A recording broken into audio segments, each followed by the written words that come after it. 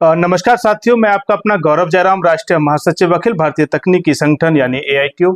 साथियों की जैसा आप लोग जान रहे हैं कि ऑल इंडिया टेक्नीशियन ऑर्गेनाइजेशन के माध्यम से और तमाम बहुत सारे हमारे सहयोगी संगठन, बहुत सारे हमारे गुरुजन, बहुत सारे यूट्यूब पे काम करने वाले साथी, बहुत सारे लाखों लाख बच्चे जो ITI से और जिन्होंने ITI किया है और रेलवे के ग्रुप डी में जो अभी जो इन्होंने एक नोटिफिकेशन दिया वैकेंसी को लेकर के, उसमें जिस तरीके की उसमें मिनिमम क्वालिफिकेशन को लेकर के बदलाव किया गया है कि उससे पूरा का पूरा देश के अंदर में एक अलग सा माहौल एक बना हुआ है। ITI के बच्चों के साथ में कहीं ना कहीं बहुत गलत हुआ। उसको लेकर के जो निरंतर हम लोग अपडेट आपको दे रहे हैं गौरव जयराम ऑफिशियल और AITU के माध्यम से भी आपको लगातार हम लोग जमीनी वो हकीकत बताने का प्रयास कर रहे हैं, रियलिटी बताने का प्रयास कर रहे हैं कि हम लोग किस स्तर पे केस को लड़ रहे हैं, किस किस तरीके से, किस किस माध्यम से हम लोग आपकी जो आवाज है उसको बुलंद करने का काम कर रहे हैं। निरंतर हमारा प्रयास है कि आपको सच दिखाएं, बिल्कुल भी कोई भी झूठ हम आपको ना दिखाएं।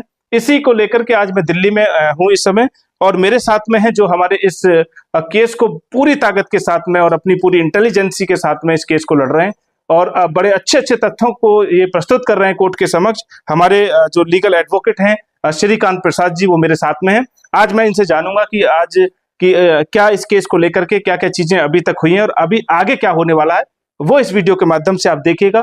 वीडियो थोड़ी सी लेंथी जरूर हो सकती है, लेकिन वो आपकी काम की है। आप बने रहिएगा, पूरी वीडियो आप जरूर देखिएगा। नमस्कार वकील साहब। नमस्कार गौरव भाई, आप सभी का भी नमस्कार।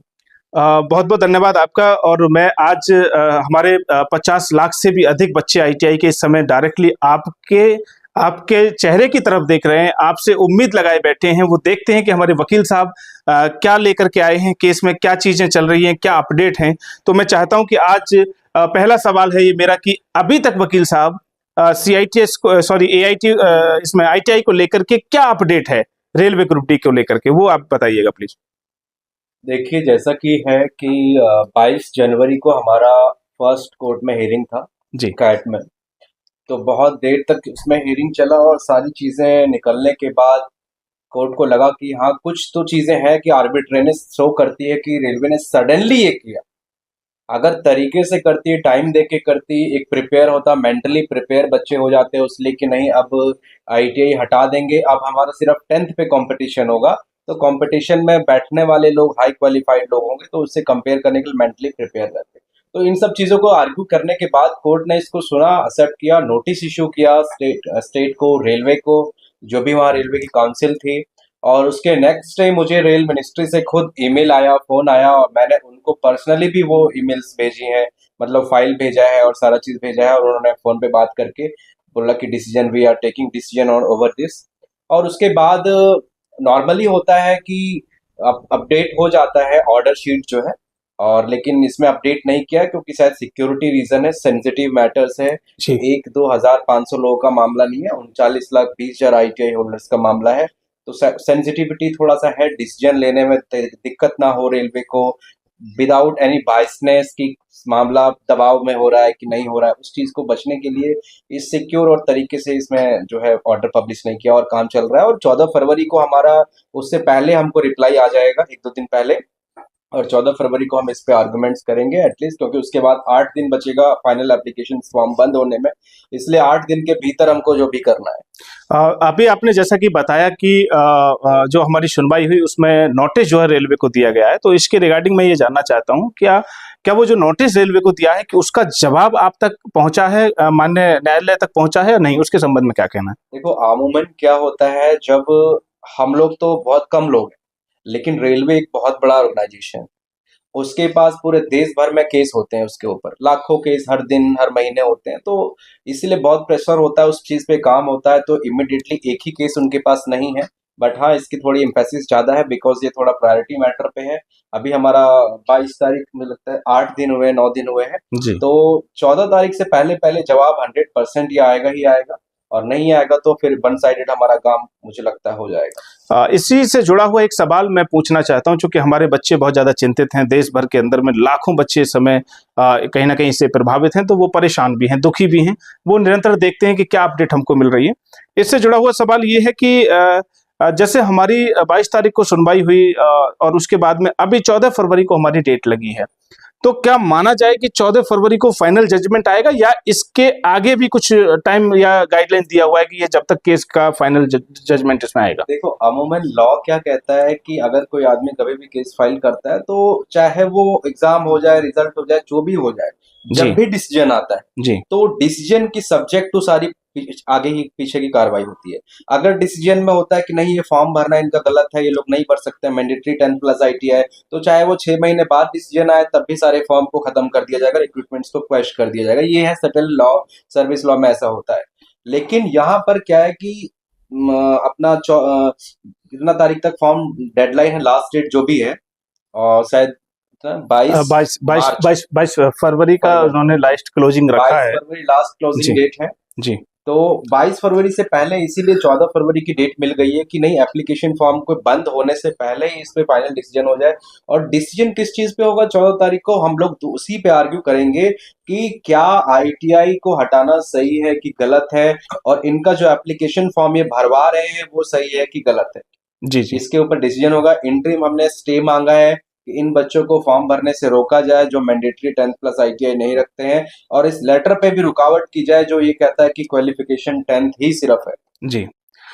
वकील साहब बहुत बढ़िया। अभी मैं एक चीज और जानना चाह रहा हूँ कि जिस तरीके से ऑल इंडिया टेक्नीशियन ऑर्गेनाइजेशन ने पूरे देश के अंदर में इस मुद्दे को उठाने का काम किया है, और हमारे संगठन के साथ साथ में और भी हमारे सहयोगी संगठन हैं, और भी हमारे सहयोगी कुछ अध्यापक हैं, कुछ यूट्यूब पे काम करने वाले हमारे साथी हैं, और लाखों बच्चे इससे जुड़े हैं। तो मैं क्या कहना चाहेंगे आपकी AITO के लिए, क्या सुझाव है आपका कि हमको किस तरीके से और आगे चीजों को लेके जाना चाहिए कि जिससे प्रभाव पड़े? इस पॉइंट का बहुत इंपॉर्टेंट आंसर है जो सभी को ध्यान देना चाहिए, और ज्यादा समय नहीं लगेगा इसको कंप्लाई करने में आप लोग को, लेकिन 100% है। अगर आप लोग इसको मानोगे, जी जो बात मैं बोल रहा हूँ, तो 100% रिजल्ट में बहुत बदलाव होगा और आप लोग को इसका मिलेगा। वो क्या है जी कि देखिए, हम सभी जानते हैं कि ये डेमोक्रेटिक कंट्री है, और जिसको आपने दिया वही सुपर पावरफुल है। जी एम्प्लॉयर रेलवे के पास पूरा अधिकार है, और रेलवे कौन है, वो है जिनको आपने चुना है, बिल्कुल वही रेल मिनिस्टर है, वही सारी चीजें। जी तो आप लोग ही उसको जब दिखाएंगे कि हमारा ये ग्रीवांस है, हमारी ये परेशानी है, हमारी ये चीजें हैं, जी तो परेशानी ग्रीवांस कैसे दिखेगी?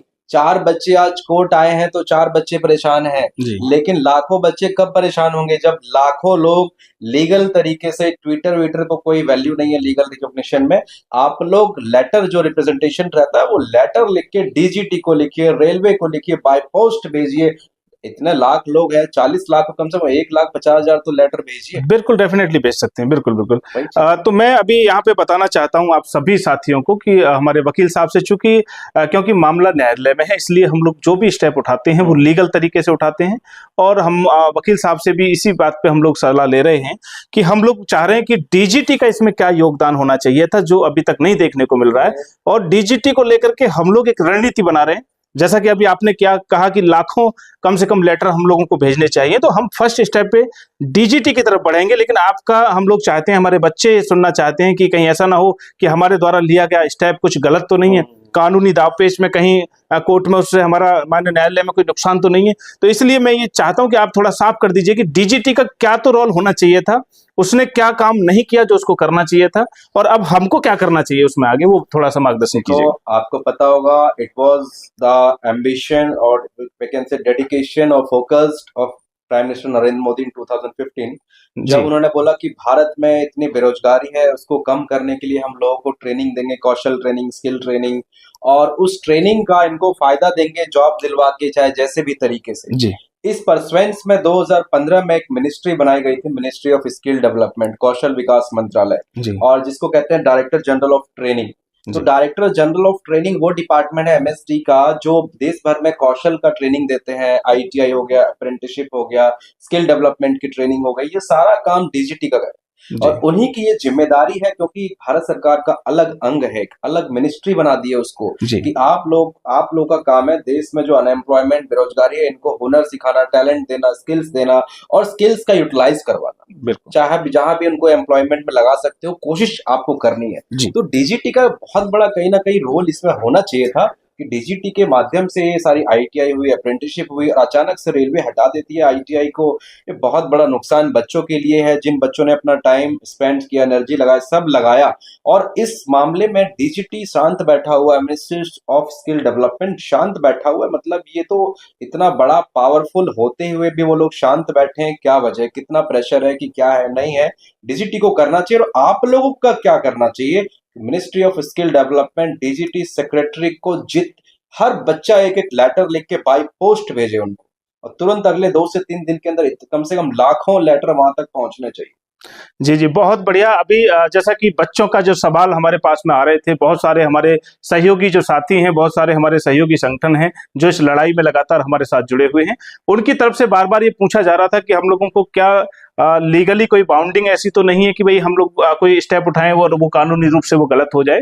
तो वकील साहब ने भी बड़ा स्पष्ट कर दिया है कि, और यहाँ पे एक चीज और है कि हमने स्वयं उसमें पार्टी भी शायद डीजीटी को बनाया है।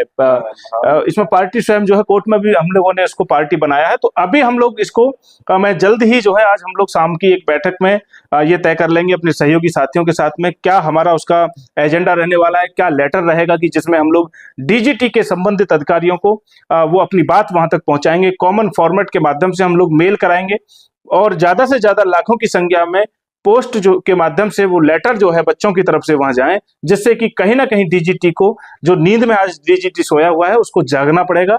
और वो जागाने का तरीका यही है कि हम लोग ट्विटर के साथ साथ हम लोग फिजिकली लेटर भी दें, हम लोग पोस्ट के माध्यम से लेटर दें, और अन्य माध्यमों से हम लोग अपनी बात पहुंचाने का हम लोग काम करें। मैं अभी बस लास्ट 2 सवाल और आपसे वकील साहब पूछना चाहता हूं। पहला सवाल बहुत बड़ा ये है कि इस समय बच्चे बहुत ज्यादा परेशान हैं। सुबह शाम फोन को उठा के देखते हैं कि कोई नया अपडेट कोर्ट की तरफ से आया है कि नहीं आया, वकील साहब का कोई नया अपडेट आया है कि नहीं आया, एआईटीओ की तरफ से कोई अपडेट आया है कि नहीं आया। तो उसको लेकर के मैं आपसे 2 सवाल और पूछना चाहता हूँ। पहला सवाल मैं ये जानना चाह रहा हूँ कि 14 फरवरी को जो हमारी सुनवाई होनी है, क्या संभावना है उसमें? आपको क्या लगता है, जिस तरीके से आपने इस पे तैयारी की है, पूरी फाइल ये कंप्लीट आपने की है इतने सारे पेज की, तो क्या लगता है कि उसमें हम लोगों को कितनी सफलता और किस तरीके से सफलता इसमें हमको मिलेगी? 14 को मेन जो फोकस है और जो होगा एज पर लॉ, वो क्या होता है कि पूरा केस डिसाइड नहीं होता है जी 14 को क्या होगा कि जो हमारे इंटरिम प्रेयर है जी कि आप रिसेंटली में उनको फॉर्म भरने से रोकिए, जी ये तो कुछ ऐसा ऑर्डर कीजिए कि हमारा केस है it will decide upon subject to outcome. जी जो भी कोर्ट का फैसला होगा बाद में, 6 महीने बाद, 4 महीने बाद, 5 महीने बाद, जब भी होगा, तो उस फैसले के अनुसार ये चीजें बदल जाएगी। भले ही वो एग्जाम ले ले, फॉर्म ले ले, रिजल्ट जो भी है सारा इसके बेसिस पे होगा। तो अगर फैसला आता है कि नहीं आईटीआई को हटाना गलत है, तो जी। जो बच्चे जिनका आईटीआई नहीं है और सिलेक्ट हो गए उनको भी हटाया जाएगा। तो सब्जेक्ट टू आउटकम के लिए करवाने की पूरी कोशिश है, चाहे जो भी हो, पेंडिंग नहीं डालने देंगे। 14 को हम लोग कोई डिसीजन लेंगे, चाहे यस में चाहे नो में, क्योंकि मैं बता रहा हूँ कोई भी एडवोकेट भारत का कोई गारंटी नहीं देता जी किसी चीज में, ये लीगल चीज होती है। जी हमारा काम है कोशिश करना। जी हम एक आपके लिए एक प्लेटफॉर्म है, जी मजबूत तरीके से, कानूनी तरीके से उसको पेश करना कोर्ट के पास। जी कोर्ट उसको देखेगी क्या होगा नहीं होगा, और उसके बाद इतना जरूर है कि जैसे अगर नहीं भी होता है उस दिन ट्राइब्यूनल में, तो हाई कोर्ट हम लोग तुरंत जा सकेंगे। इस हिसाब से हम लोग अपना काम करके रखेंगे। जी, बहुत धन्यवाद। एक और सवाल में जो कि लाखों बच्चों की तरफ से है और उनका सरदर्द बना हुआ है, कि जिस तरीके से फार्म ऑनलाइन हुए हैं और पंजीकरण कराने की जो प्रक्रिया है वो चालू है, तो क्या बच्चों को अभी क्या इसके बारे में आप क्या कहना चाहेंगे कि भाई उनको फॉर्म भरना चाहिए, नहीं भरना चाहिए, या फॉर्म भरेंगे तो क्या हो सकता है, नहीं भरेंगे तो क्या हो सकता है? उसके संबंध में भी एक आपकी तरफ से एक कानूनी रूप से जो है क्या इसमें जवाब है? देखिए, ऐसा होता है कि एक बार अगर आप एप्लीकेशन फॉर्म भर देते हैं, जी इसका मतलब you have accepted the condition of advertisement. जी और जब आप एक बार कंडीशन को एक्सेप्ट कर सकते हैं, फिर बाद में उसी चीज को केस नहीं कर सकते हैं। जी जब कोर्ट बोलेगा कि जब आपने खुद स्वीकार कर लिया इस फॉर्म को, इसमें कंडीशंस जो थी वो स्वीकार कर लिया, फिर आप उसको केस फाइल कर रहे हैं कि नहीं गलत है, ऐसे जी। थोड़ी चलेगा, दोनों चीज आपको मिलेगा। तो आप या तो 14-15 तारीख तक रुक जाइए, 16 तारीख से एप्लीकेशन फिल करिए, जब से भी हम लोग करते हैं, लेकिन हो जाएगा 17-18 तक एप्लीकेशन फिल हो जाएगा, ज्यादा टाइम नहीं लगता है इसमें। जी मतलब कहने का ये है कि पूरी तरीके से कि अभी आप लोग को 14 तारीख को हमारी सुनवाई है और आप 14 के बाद में फॉर्म भरना प्रारंभ कर सकते हैं, और जब तक आप वेट आपको करना चाहिए कानूनी रूप से, चूंकि हमारी लड़ाई माननीय न्यायालय के समक्ष है। और मैं बड़ा स्पष्ट यहाँ पे बता देना चाहता हूँ सभी साथियों को कि हम लोग हमारा संगठन AITO और हमारी पूरी टीम, जो सहयोगी दल हमारे साथ में इसमें सहयोग कर रहे हैं, कुछ जो भी गुरुजन सहयोग कर रहे हैं, हम सब लोग पढ़े लिखे लोग हैं और हम लोग संविधान में आस्था रखते हैं। और यही कारण है कि माननीय न्यायालय के समक्ष हम लोग हैं और माननीय न्यायालय की तरफ से जो भी फैसला हमारे को मिलेगा, हम उसको स्वीकार करते हुए आगे हमको क्या स्टेप लेना चाहिए, आगे और भी माननीय न्यायालय हैं, अगर कुछ चीजें होती हैं तो हम लोग न्यायालय का भरपूर तरीके से सम्मान करते हैं और समर्थन भी करते हैं कि जो भी डिसीजन होगा हम उसका स्वागत करते हैं, संवैधानिक रूप से हम उसका स्वागत करते हैं और संविधान से बाहर हम बिल्कुल भी नहीं जाएंगे। हमारे माननीय वकील साहब जी बार बार हम लोगों को सभी बच्चों को गाइडेंस गार्जियन की तरह गाइड कर रहे हैं और लगातार हम भी कोशिश वही कर रहे हैं कि उसको हम लोग फॉलो करें। तो साथियों, ये अभी मैंने पूरी चर्चा, एक लंबी चर्चा वकील साहब के साथ में मैंने की। हमारे कानूनी अधिवक्ता हैं जो मजबूती से हमारी लड़ाई को, बहुत तार्किक तरीके से हमारी लड़ाई को कोर्ट के समक्ष रख रहे हैं और उन्होंने विस्तार पूर्वक बताया कि किस किस तरीके से इस लड़ाई को वो लड़ रहे हैं, क्या क्या इसमें फैक्ट हैं, क्या इसमें होना चाहिए। और उन्होंने ये भी निर्देशित किया है कि भाई आप लोगों को अब अगला स्टेप क्या लेना चाहिए, क्या किस तरीके से DGT की रिस्पॉन्सिबिलिटी होनी चाहिए थी, वो भी उन्होंने बताने का काम किया। अब हम लोगों को मिलकर के और इस प्लेटफॉर्म को और हमको मजबूत करना है कि जिससे कि हम अपनी आवाज को मजबूती के साथ में DGT के समक्ष रख सकें, रेलवे के समक्ष रख सकें और अन्य प्लेटफॉर्म पे भी हम अपनी बात को मजबूती से रख सकें। बहुत बहुत धन्यवाद साथियों, इस वीडियो में इतना ही। आगे आप बने रहिएगा गौरव जयराम AITO के साथ में और अन्य जो भी हमारे साथी सहयोगी दल, जो भी सहयोगी साथी इस मूवमेंट में शामिल हो रहे हैं, उनको भरपूर सपोर्ट कीजिएगा। उनका समर्थन, आप जिस भी टीचर को सपोर्ट कर रहे हैं, जिस भी टीचर को आप समर्थन अपना दे रहे हैं, वो समर्थन डायरेक्टली हमारे पास तक आ रहा है। वो समर्थन AITO को भी जो समर्थन आप दे रहे हैं वो कहीं ना कहीं इस केस की ताकत बढ़ाने का काम कर रहा है, क्योंकि जो भी डायरेक्शन दिल्ली से हमको मिल रही है उसको हम लोग जल्दी से पब्लिक में पहुंचा सकते हैं और पब्लिक पहुंचाने के बाद में हम उसका कहीं ना कहीं जो अपना मैसेज है उसको हम लोग भेज सकते हैं जहां हमको वो भेजना है। तो ये ताकत कहीं ना कहीं हमारी एक दूसरे से मिलकर के बनी हुई है। तो बहुत बहुत धन्यवाद, बने रहिएगा गौरव जयराम AITO के साथ। धन्यवाद, धन्यवाद वकील साहब।